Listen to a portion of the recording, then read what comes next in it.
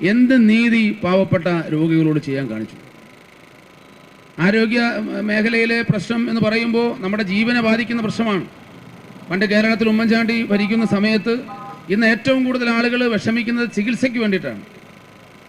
പണ്ട് കേരളത്തിൻ്റെ മുഖ്യമന്ത്രിയായ ഉമ്മൻചാണ്ടി ചികിത്സാ ധനസഹായം വരുന്ന അപേക്ഷകളുടെ രോഗത്തിൻ്റെ കാഠിന്യമനുസരിച്ച് അന്നേരം അനുവദിക്കുന്നുണ്ട് എന്ന് മാത്രമല്ല, എല്ലാ സർജറിയും പ്രൈവറ്റ് ആശുപത്രിയിലും, ഇപ്പോൾ സർക്കാർ ആശുപത്രിയിൽ ശരിയാണ്, എല്ലാ ചികിത്സാ സമ്പ്രദായങ്ങളും നമുക്കില്ല. അങ്ങനെ വരുമ്പോൾ വലിയ ശസ്ത്രക്രിയകൾ അടിയന്തരമായി ചെയ്യേണ്ടുന്നത് സ്വകാര്യ ആശുപത്രികളിൽ, പ്രൈവറ്റ് ആശുപത്രികളിൽ ചെയ്യാൻ സൗകര്യമുണ്ടായിരുന്നു. അങ്ങനെ ചെയ്യുന്ന രോഗിയെ പ്രൈവറ്റ് ആശുപത്രിയുടെ മുതലാളി പിടിച്ചു നിർത്തില്ലായിരുന്നു. അതിനാണ് കാരുണ്യ പദ്ധതി. അഭിമാനത്തോടു കൂടി ശസ്ത്രക്രിയ കഴിഞ്ഞ് വീട്ടിലേക്ക് പോകുമ്പോൾ കയ്യടി ശബ്ദം കേൾക്കില്ല, ഷൂ എന്ന് വിളിക്കില്ല, ആരും കയ്യെ കയറി പിടിക്കില്ല. ആ ആളിൻ്റെ രോഗിയുടെ അക്കൗണ്ടിലേക്ക് സർക്കാർ പൈസ ഇട്ട് കൊടുക്കുമായിരുന്നു, ബില്ല് സർക്കാർ അടയ്ക്കുമായിരുന്നു.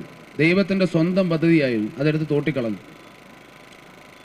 അങ്ങനെ ആരോഗ്യ വകുപ്പിനെ തകർത്ത് തരിപ്പണമാക്കിയ ഒരു സർക്കാർ. പട്ടി കടിച്ചാരെങ്കിലും ആശുപത്രിയിൽ ചെന്നാൽ പാമ്പ് കടിച്ചതിന് ഇഞ്ചക്ഷൻ എടുക്കും, പാമ്പ് കടിച്ചാരെങ്കിലും ആശുപത്രിയിൽ ചെന്നാൽ പട്ടി കടിച്ചതിന് ഇഞ്ചക്ഷൻ എടുക്കും. കയ്യെ ശസ്ത്രക്രിയ ചെയ്യേണ്ടതിന് കാല് പിടിച്ച് കണ്ടിക്കും, കാലെ ശസ്ത്രക്രിയ ചെയ്യേണ്ടതിന് കൈ പിടിച്ച് കണ്ടിക്കും. ഇത് രണ്ടിടത്തും ശസ്ത്രക്രിയ ചെയ്യുന്നതിന് പിന്നെ എന്തുവാ കണ്ടിക്കുന്നതെന്ന് ദൈവത്തിനറിയാം, പറയുന്നില്ല.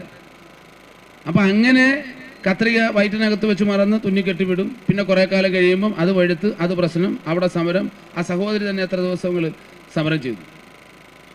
അപ്പം സമസ്തമേ ആരോഗ്യവകുപ്പ് മാത്രമല്ല, ഈ വകുപ്പുകളുടെ എല്ലാം പേരുകളും അവരുടെ കെടുകാര്യസ്ഥതയും പറയാൻ പോയാൽ രാമായണം വായിക്കുന്നത് പോലെ രാവിലെ മുതൽ വൈകുന്നേരം വരെ ഇരുന്ന് വായിക്കേണ്ടി വരും. അതുകൊണ്ട് ഞാൻ കടന്നു പോകുന്നില്ല. എല്ലാ മേഖലയിലും തകർന്ന തരിപ്പണമായ ഒരു സർക്കാർ. ലോകത്തുള്ള എല്ലാ പെയിൻറ്റും കൂടെ അടിച്ചാലും ഇനി സർക്കാരിനെ വിളിപ്പിക്കാൻ പറ്റത്തില്ല. നിങ്ങളതിന് ശ്രമിക്കുകയും വേണ്ട.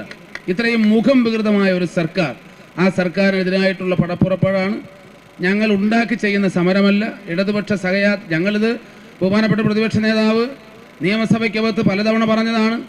മാധ്യമങ്ങൾ പോലും അല്ലെങ്കിൽ ഇവിടുത്തെ രാഷ്ട്രീയ പ്രബുദ്ധതയുള്ള മലയാളികൾ ആരും ഗൗരവത്തെ എടുത്തില്ല. അത് പ്രതിപക്ഷത്തിൻ്റെ ആരോപണമായി മാത്രം കണ്ടു. പക്ഷേ ഇപ്പോൾ ഇടതുപക്ഷ സഹയാത്രികനായ ഒരു ഡോക്ടർ, സാമൂഹിക പ്രതിബദ്ധതയുള്ള ഒരു ഡോക്ടർ, തൻ്റെ തലയരിഞ്ഞ് നിലത്തിട്ടാലും ശരി സത്യം മാത്രം പറയണമെന്ന് പഠിച്ചിട്ടുള്ള ഡോക്ടർ കൈക്കൂലി വാങ്ങിക്കാത്തത് കൊണ്ടാണ് അദ്ദേഹത്തിന് ആർജവം ഉണ്ടായത്. അദ്ദേഹം വിളിച്ചു പറഞ്ഞപ്പോഴാണ് ആരോഗ്യവകുപ്പിൻ്റെ ഈ ഗതികേട്, ഈ ദയനീയാവസ്ഥ പുറം ലോകം അറിയുന്നത്. അതിനുശേഷമാണ് കോട്ടയത്തുണ്ടായ ദാരുണമായ സംഭവം ഉണ്ടാകുന്നത്. ഇനി ആരോഗ്യ വകുപ്പ് മന്ത്രിക്ക് ഒരു നിമിഷം പോലും ആരോഗ്യ വകുപ്പിനെ അനാരോഗ്യ വകുപ്പാക്കി മാറ്റിയ ഈ മന്ത്രിക്ക് ഒരു നിമിഷം പോലും തുടരാൻ അനുവാദമില്ല.